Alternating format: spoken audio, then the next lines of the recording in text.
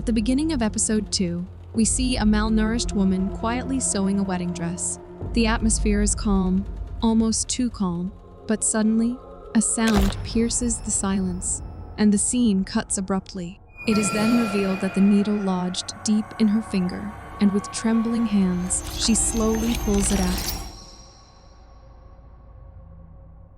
Next, Milk's boyfriend Bank drops her at her new workplace, and she tells him she's planning to learn tailoring until she's skilled enough to make their wedding clothes. Bank doesn't show much enthusiasm about the idea of marriage, and simply tells her to let him know what she wants to eat, promising to get it for her, and then he leaves. Inside, she is greeted by the owner, Nutch, who tells her that if she works hard, the job offers good pay and commissions. Nutch then gives her a tour of the workspace, explaining that it is an old dress stockroom, and asks her to repair any dress that's fixable. Milk notices that the sewing machine is dusty, to which Nutch explains the room hasn't been used since the last person moved out, and asks Milk to clean it. She then takes Milk to the storage room, mentioning the lights are broken and flicker. Next, she shows Milk the photography room, asking if it's impressive and noting that AOE's shop doesn't have anything like it. Then she shows her the bedroom, saying she'll install an AC for her. Nutch gives Milk the keys, saying the shop is open from 10 a.m. to 8 p.m. and closed on Mondays. She then tells her that she's going to Phuket for 4 or 5 days because she already bought a package. And when Milk mentions it's her first day, Nutch tells her to handle it like she did for AOE, and to call if any issues come up. That night, a talisman pasted to the shop's rooftop water tank is blown away by the wind.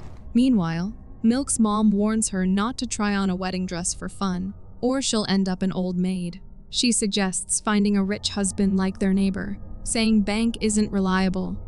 As Milk passes the storage room, a ghostly woman begins to follow her. But when she turns around, no one is there. The next day, a customer named Mild visits the shop, but none of the gowns Milk shows her are to her liking.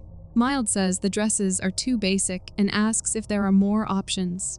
Her husband suggests they try another shop, but Milk asks them to wait while she checks upstairs. Milk looks at the dresses in the storeroom and doesn't understand much, but just then, she hears a sound and notices a very beautiful dress standing out among the rest. Milk makes Mild try on the dress, but because it's too tight, the zipper breaks. Mild, who loves the dress, asks if it can be altered, to which Milk says yes, but it will take 3 to 4 weeks. Mild mentions her wedding is next week and pleads for a faster fix, to which Milk says she can't promise anything due to the extent of the alterations needed. Then, harshly, Milk says, "Why don't you lose weight, you fat pig? The dress is fine as it." Mild storms out, recording a video claiming that Milk from Non-Nutch Wedding called her a fat pig. Shocked, Milk denies it, but Mild snaps. "So was I hearing things? Or are you just full of shit?" She then threatens to post the video online, warning that both Milk and the shop will face serious consequences. As Mild is about to leave, Milk stops her, apologizing and saying she doesn't know what came over her. She promises to make sure the dress is ready in time and offers a discount. She adds, "I don't want to lose my job." Mild agrees, saying, 1 week, and Milk assures her, "I'll have it ready in 1 week." But Mild warns, "If you don't, I'll shame you like never before." That night, as Milk begins working on Mild's dress, a sudden noise startles her. Frightened, she heads upstairs to investigate, only to find a flower vase and its stand knocked over. As she bends down to pick them up, another sound startles her, but this time, a figure appears behind a curtain. Terrified, Milk stands and cautiously approaches, but suddenly Bank jumps out at her, laughing. Annoyed, Milk sits down and tells him it wasn't funny, to which Bank teases her to calm her down, prompting Milk to ask why he's only wearing boxers, and how he even got inside, to which he claims she let him in herself. Milk insists she didn't until a memory suddenly comes back to her. A flashback reveals that she did open the shutter for him while wearing a wedding dress. After that, the two began making out in the photography room, where Milk became unusually aggressive, almost as if she were possessed, and by the end, she seemed completely demonic. Milk brings up her mom, asking about the wedding, wondering if they should set a time frame so her mom can choose an auspicious date.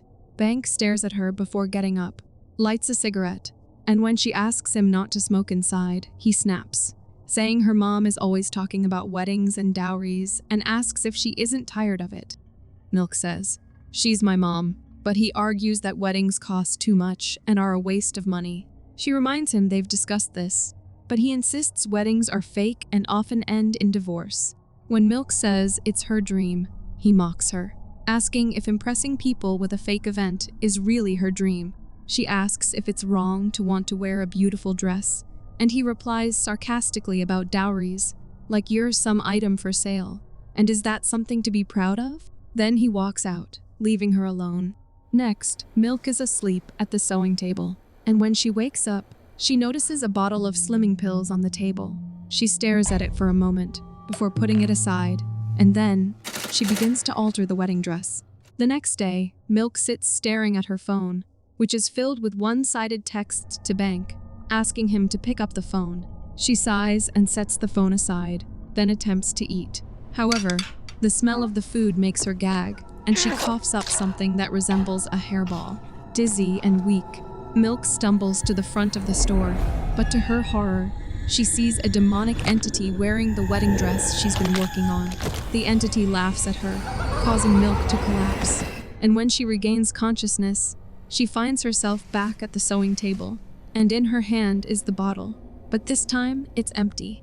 Confused, she throws the bottle aside. However, as soon as she sees the wedding dress, she feels an irresistible pull toward it. She snaps back to herself, her focus shifting, and she begins altering the dress again. But suddenly, a needle pierces her finger, and to stop the bleeding, she sucks on her finger. As she does, a trance-like state overtakes her. She plucks a strand of hair from her head and begins sewing the dress with it, and her body contorts as she continues. 1 week later, Mild and her fiancé visit the store, where Milk tells her that the dress is ready and waiting in the fitting room. As she helps Mild try on the dress, Mild realizes the dress is still tight and snaps. This doesn't look right and asks what's going on. Milk apologizes, unsure what went wrong, to which Mild reminds her the wedding is in 2 days and demands a solution, then says she never should have trusted her, and tells her to take the dress off. But suddenly, the zipper closes, and Mild begins to suffocate. Mild rushes out, gasping, and begs her fiancé for help, but he's clueless. As the dress tightens, she struggles to breathe and yells at Milk to remove the dress, but Milk sees a ghostly woman laughing menacingly and faints in shock. That evening, Milk wakes to find the dress on the floor, but Mild and her fiancé are gone. Checking her phone, she sees a missed call from Nutch, and then a notification pops up showing Mild has posted a defamatory video. Just then, her phone rings, and she answers. Nutch angrily asks what happened, and why she didn't answer. Milk apologizes, saying strange things have happened since she found the wedding dress. When Nutch asks, "What dress?" Milk realizes it's vanished and says it belonged to a woman named Pete. Alarmed, Nutch asks how she knows that name, then urgently tells her to get out and wait outside. Now as Milk is leaving, she hears the sound of a sewing machine running, but when she looks, she sees that the machine isn't moving. Suddenly the ghost appears and hurls Milk into a wall, knocking her down.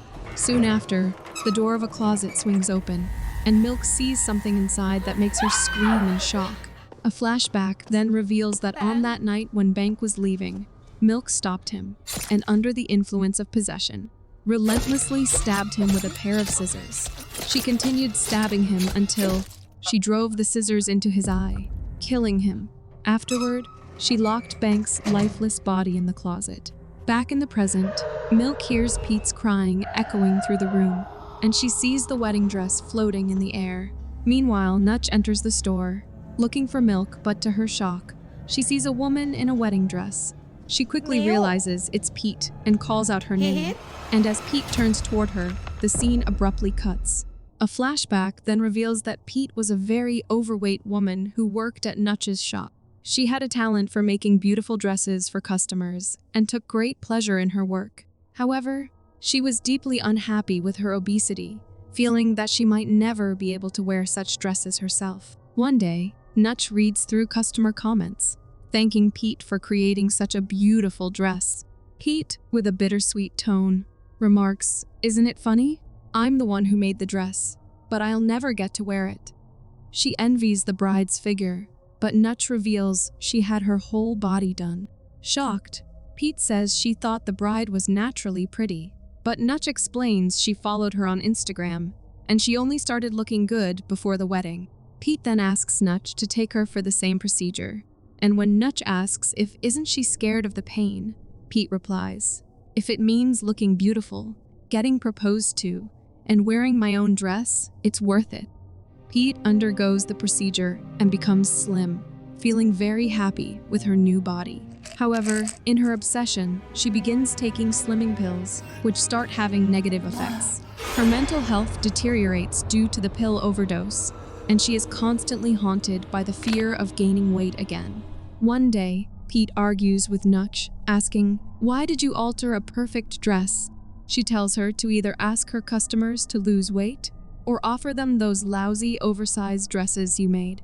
Frustrated, Nutch tells Pete to stop taking diet pills, saying, "You're practically a corpse," but Pete accuses Nutch of being jealous of her looks. Nutch replies, "You've lost it, and I can't work with you." And when she tries to take the dress, Pete refuses, and it tears in the struggle. Nutch apologizes, saying, "I didn't mean it, and I'll fix it for you." But in a sudden fit of rage, Pete begins to strangle her. Nutch struggles to break free, and in a desperate attempt to save herself, she stabs Pete with a pair of scissors. As the reality of what she's done sets in, Nutch is horrified, and Pete collapses right in front of her. Next, we see Nutch has carried Pete's body to the rooftop, where she hides it inside the water tank. Back in the present, Pete approaches Nutch with deadly intent, and Nutch apologizes. But Pete suddenly plunges the scissors into her neck and then pulls them out, causing Nutch to collapse on the floor. Pete then slowly sits beside her, lifts her veil, and whispers, "Don't die just yet. Wait until my dream comes true first." Next, we see Milk wearing the wedding dress, smiling as she walks toward Bank's lifeless body, now dressed in a groom's suit. She lovingly kisses him, lost in the illusion, but as she snaps back to reality, horror washes over her.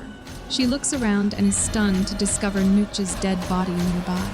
Overwhelmed by the gruesome sight, she lets out a terrified scream, while Pete laughs maniacally, and the episode ends here.